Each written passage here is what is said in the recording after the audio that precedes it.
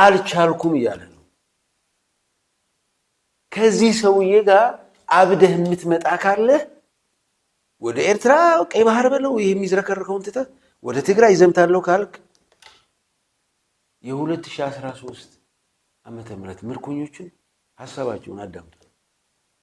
ግን ህይወቴን ሲያተርፈው በመስከረም 4 በጥቅምት 4 ለእናንተ ጓዶች ለማለት ለዛ ላሉት ልጆች እጄ ሰጠውኝ በወሬ ምንም እንትን ሳልነካ ግን የተራገፉት ከኔ ጋር ያሉት ልጆች ወደ 500 ምናምን እዛ ሬሳ ቀርቷል። እኔ ግን ከነኛ ከውስጡ ተርፌ እዚህ መጥቻለሁ። ይሄንን እግዚአብሔርን ላመሰግንና የያዙኝ ልጆች ታመሰግን በህይወት ዘላለም ፈጣሪ የራሳቸውን ነገር እንዲሰጣቸው እንፈልጋለን። የትግራይ ልዩ ኃይል ያደረገልን እንክብካቤ በጣም ከማንም በላይ ማለት ነው። እንደ ወንድም እንደ ቤተሰብ እንደ አባት እንደ እናት ይሄንን በኪስ የምንይዘው እንዳቦ ይሰጡን እነሱ ናቸው። እንደ ተያዝን ራሱ ከኪሱ ቆሾሮ የራሱን በሶ በጥብጦ የሰጠ ልጅ አለ። ያን ልጅ ባየው በህይወት ዘመኔ ወደ ቤተሰቤ እንኳን ቢሆን ህይወቴን የራሴን ደም ሰጥቼው ያን ልጅ ባድነውና ባየውና ምንም እንደኔ በምንም ባይሆን በጣም ፈልጋለሁ። እግዚአብሔር ምንም ባያረገው ይጠብቀው። እኔን እንዳተረፈኝ ፈጣሪ እሱንም ያተርፈውና ወደ ደህና ዓለም ያስገባው ነው። ጥይት እንኳን አልተኮስኩም። አንድ ጥይት ማለት ነው። የእውነት ለመናገር አንድ ጥይት እንኳን አልተኮስኩም። አንድ ጓደኛ ያለ አብሮኝ ኧረ ምንድነው ይሄ ነገር? ኧረ እንጥፋ ይሄን መንገድ አየልን ተፋ ግን ምን አማራጭ አለ? አንዳንዴ ለመናገር ላክተያል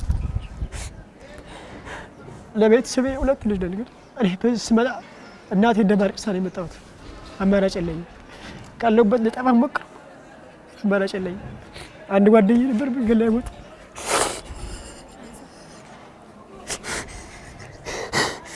እናቴ ከህይወት አመት ሊሞላ ነው የነበርኩበትም ሌላ ቦታ ነበር እና ስባል እሺ እመጣለሁ እያልኩ በሆነ አጋጣሚ ሹፌር ነበርኩ በዚህ መጣሁ። አሁን ደግሞ ሳላስበው እንደ ቦታ ገባሁ። ጓደኛዬ ጎኔ ሞተ። እኔ ብድክም ይምጥ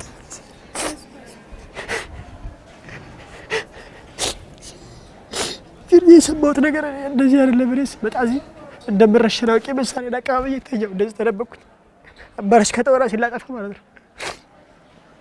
ግን እንደዚህ እንደተኛው መሳሪያ አቀባበል ይዤዋለሁ፣ አጉርሼዋለሁ። ካዩኝ አማራጭ የለኝም። ራሴን ማጥፋት ነው። እዛ እጄ ታርጄ ከሞት ብዬ ነው ያሰብኩት። እዚህ ስመጣ ወይ እንደምታረድና ቃንቀው እንደሚገድል ያሰብኩ። የሰማሁት ውጭ ላይ እንደዛ ነው። አይ በቃ መሞትማ የለብኝ አልኩ። አቀባበልኩ መሳሪያውን ልክ እዚህ ጋር አልኩት። እንደዚህ አድርጌ ተኛው። አማራጭ የለኝም። እነሱን እስከበይ ነው ከጠዋቷ እዛው ላይ ዛፍ ላይ አደርኩኝ።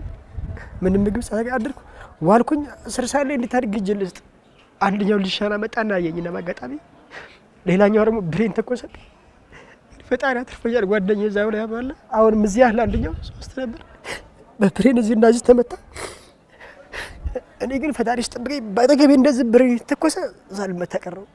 ከዛ እጄን ወጣውና እንደሰጧቸው እግዚአብሔር ይመስገን አውርዶ ተጥቂም ፈታው። ያዘውኝ መጡ። ከመጣ በኋላ ግን ያየሁት ነገር ዛሬ ተመልሼ መዋጋት ነው አይታየኝም። ታዲያ ወደ ቢሆን ብናገረው እዚህ በጣም ቀደምኩት ራሴ ሳልኩት እዛ ይዘውኝ ራሱ ልሮጥ ነበር። አጠገቤ አንድ ሮጦ ተረስቶ ሲሮጥ ተመታ። አትሮጡ አሉ። በቃ እኛ ማደረጋችሁ አትሮጡ ሻልኩ ወጫልኩት። መልጦ ግማ የያዘ በመንገድ እየያዘ እያመጣ ገሏቸዋል። ብዙ ጓደኞቻችን አብረውን የመጡት ጓደኛችን ብዙ የቀሩ ይሞታሉ፣ ይገደሏቸው ማለት ነው። ሲያመልጡ አንጋጥም። እኛ ዛሬ አሁን ወደ ኋላ ብትል በኋላ ሆኖ ምንሻውን ማለት ነው። ምንሻው በኋላ ሆኖ ሲቪል በኋላ ሆኖ የደሴ ሰው ማለት ነው። በኋላ ሆኖ እኛን ያስፈጀን ስንሄድ ስንከዳ እየያዘ እያስያዘ ያስገደለን እኛን። የትግራይ መንግስት ይገላቸዋል፣ ቢይዟችሁ እጅ ብትሰጡ ይገላቸዋል አለ። ግን እናቴ እንደ እናቴ አርጌ ነው ማለት እኔ እንደሰማሁት አሁን በጣም እኔ አብይ ነው እንደሚያረገን እንጂ እውነት ሌላ ማድል አብይ ግን እንዲያረገ የሚያርጉ ልጆች ህፃናት ስንት እንደኛ ያለ ህፃናት ናቸው። ዱር እንደ አህያ ወድቀዋል። ግነተኛ እድላችን ነው ወተናል። በቃ እኔን እናቴ አሁን አለው ነው ምላት እንጂ የለውም አላት። እንዴት ወጥቻለሁ? አዛ በቃ አዛ ሳት ወጥቻለሁ። እንግዲህ ወዲያ ያለው እግዚአብሔር ያውቃል። እናንተን ያምናለሁ። በጣም አብይ ነው እንደሚያረገን ህፃን እንደኛ ያለው ህፃን ነው በሙሉ ዱር እንደ አህያ ራሱ ጁ ጠግቦ ትቷቸው ያለ ሰላም ነኝ፣ ደህና ነኝ። እኔ አትጨነቁ፣ ደህና ነኝ። ከዲር ይባላለሁ። አብዲሳ ከዲር ዋዶ ከአርሲምራ በርሲ ነው የመጣሁት። በቡልቡላ መሰልጠኛ ማለት ነው። አሁን 32ኛ ክፍለ ጦር ነኝ፣ 4ኛ ሬጅመንት። እድሜ 17። እኔ መጀመሪያ እየተማርኩ ማለት ነው ሙዚቃ እየሰራው ነበርኩኝ። አንድ ሙዚቃ ለቅቄ ከዛ መከላከያ ተመዝገቡ ምናምን አለው። ከዛ ምንድነው መከላከያ ስራው ምንድነው ምናምን ብዬ ጓደኞቼ ሲጠይቅ እዛ ውስጥ ዘፈንም አለ ምናምን ትዘፍናለህ ምናምን አለኝ። ከዛም በኋላ እኔ እድል አግኝቻለሁ ብዬ ገባው። ከዛ እዛ ውስጥ ሲገባ መዝግቦኝ ስንት ክፍል ነው 8 ክፍል ትኬትን አምጥቼ አስገቡኝና ከዛ ይዞኝ ሄዱ ወደ ቡልቡላ ማለት ነው። ከዛ መሰልጠኛ ስንጀምር ለካ እነሱ ሌላ ነገር ጀመሩ።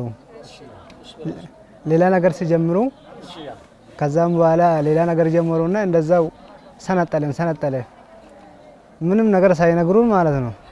አሁን 15 ቀን ስንደርስ ሌላ ነገር ጀመሩ። እንደዚህ ኢትዮጵያ ተወራለች ምናምን አሉን። ዝም ብለን ቁጭ አለን። ስፖርት እየሰራን ዲሽቃ መማረው ብሬን መማረው ስናይፐር አሁን ስናይፐር ነው የተማርኩት እኔ። ሁሉም በስራው ተማረና ከዛም በኋላ አንድ ቀን ማለት ነው ተነሱ ተባለ። ምንም ነገር ሳናቅ ማለት ነው ተነሳን። መኪና ተሳፈረን። መኪና ተሳፍረን ስንድ ቀጥታ እዚህ ጋር ወረዱ። እኛ በመኪና ስንመጣ ቱክስ በዚህ ጋር ተከፍቷል።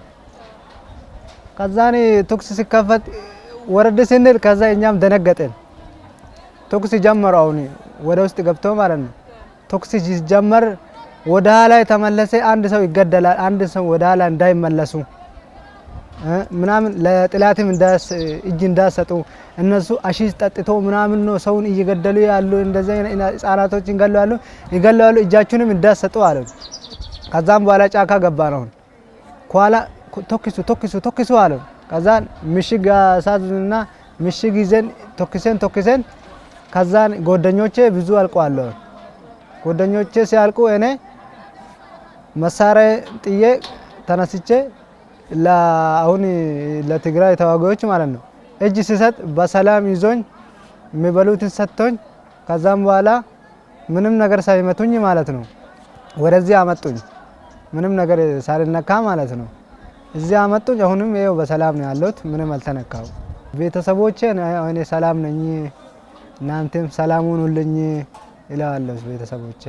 እናቴ 9 ወር ሙሉ ወድት ተሸክመሽኝ ወለድሽኝ ብለ ወለድሽኝ ለእኔን ለማሳደግ በፀሐይ ተቃጥለሽ በእሳት በሁሉም ነገር ሆነሽ በቃ አሳደግሽኝ እናቴ አመሰግንሻለሁ። ምን እያሉ እንደሆነ አስቡ። የትግራይ ሰራዊት ህዝብ እንዴት ያለ ደግ ህዝብ ነው ይሉ ነበር። ትዝ ይላችኋል። በቃ በጣም ነው የምናግስ የምንሰግለው። በቃ እኛ በድለነዋል። የትግራይ ሰራዊት የብልጽግና ሰራዊት ነፍሰ ጡሮች ማርከናቸው ነበር። አይደር ሆስፒታል እንዲወልዱ ተደርጎ አስቡ። ከዛ እናቶቻችን ሄደው ገንፎ አገንፍተው የወጉ ይድረሳቸው ብለው ለምርኮኛ ለህፃናቱ ዳይፐር ልብስ ይዘው ሄደው አራስ ስትደረስ የሚደረገው እንዳይሰማቸው ከ20 ሺህ በላይ ሰራዊት ከዛሬ ጀምሮ ነፃ ናችሁ ወደ ቤታችሁ ሂዱ ያለ ህዝብና ሰራዊት ሊገሉት መጥተው አራስ ነፍሰ ጡሯን አዋልዶ ልጅ አሳቅፎ ፎጣ ገዝቶ ገንፎ አገንፍቶ ልብስ ገዝቶ የሚሰጥ ህዝብ እስኪ በአለም ፈልጋችሁ አምጡልኝ በእግዚአብሔር። ሊገሉት የመጡት እኮ የተማረኩትን በሰላም ሄዱ ብሎ የሚለቅ ወደዚህ ህዝብ እንደገና ለዘምት ትመጣለህ አንተ። ልክ እንደ አብይ አህመድ አእምሮ በበረሮ ካልሞላ በስተቀር አትመጣም።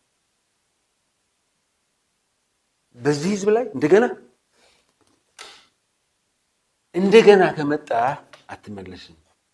ምክንያቱም በዚህ ልክ እነ ኮሎኔል ሁሴን እነ ኮሎኔል መኳንንት ታስታውሳላችሁ አይደል? እነሱ የሚሉትን ስሟቸው። ኮሎኔል ሁሴን መሐመድ የ11ኛ ክፍለ ጦር አዛዥ። እኔ ገርሞኛል። ምክንያቱም ይሄን ያህል ምርኮኛ መኖሩን ቀደም ሲልም መንግስት አልተቀበለውም የሚል በኢንፎርሜሽን ነው የሰማሁት። ዛሬ ደግሞ ያየሁት ቪዲዮ እኔ በጣም ነው የገረመኝ። ምክንያቱም እዚህ ያለው ሰራዊት ምስክር ይሆናል ብዬ አስባለሁ። ይሄ የፎቶ ሾው ሳይሆን በተግባር ሲዋጋ ቆይቶ የተማረከ ኃይል እንደሆነ ነው እኔ መረዳኝ። እዚህ ያለው ኃይል ሁኔታ ላይ የተማረከ ነው። ይሄ ግልጽ ነው። ስለማያውቁት ሳይሆን ያው የፖለቲካ ጫወታ ነው ብዬ ነው የሚያስበው። ተጨባጭ እዚህ ያለው ምርኮኛ ብዙ ዓለም አቀፍ ጋዜጠኞችም መጥቶ አይቶታል። ይሄ በይፋ ሲገለጽ እንደነበረ ግልጽ ነው። በግለሰብ ደረጃ እንደዛ መባሉ እኔ በጣም አዝኛለሁ። እንደ ግሌ እኛ በጣም ፈታኝ በሆነ ውጊያ ውስጥ ነው የነበርነው። በዛ ውስጥ የወደቁም አሉ። አጋጣሚም ደግሞ ተርፎ እዚህ የተማረከ ኃይል አለ።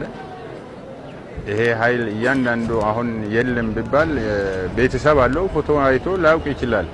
ቤተሰብ ልጆቼ አይደለም ብሎ አይክድም። ስለዚህ አሁን እኔ በመሰረቱ ባለፈውም በመንግስት ደረጃ እንደዛ ተብሏል የሚል ነገር ሲነገር እጅግ በጣም ነው የተሰማኝ። አሁንም የተባለው ነገር አይቼዋለሁ።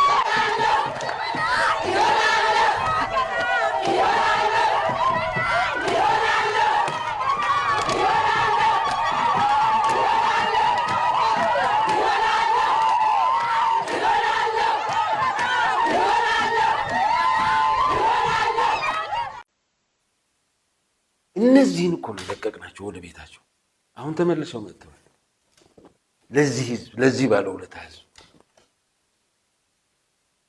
ወደዚህ የምትመጣ ካለ አትጠራጠር። ለራስህ ስትል አስብ። ከመጣም እጅህን ስጥ። ጥይት አንዲት ጥይት እንዳትተኩስ። ይሄ ስርዓት አብቅቷል። እየነገረ ነው። የያዙት ቴክኖሎጂ አናቴን አፍርሶኛል እያለ ነው። አንተን የሚማግድህ በዚህ ቴክኖሎጂ እዛው ይብሉህ እያለ ነው። አቅማቸው በዚህ ልክ ነው። እኔ መዋጋት አልችልም እያለ እየነገረህ ሊማግድህ ይሞክራል። ተጠንቀቅ፣ እንዳትማገድ እየነገርኩህ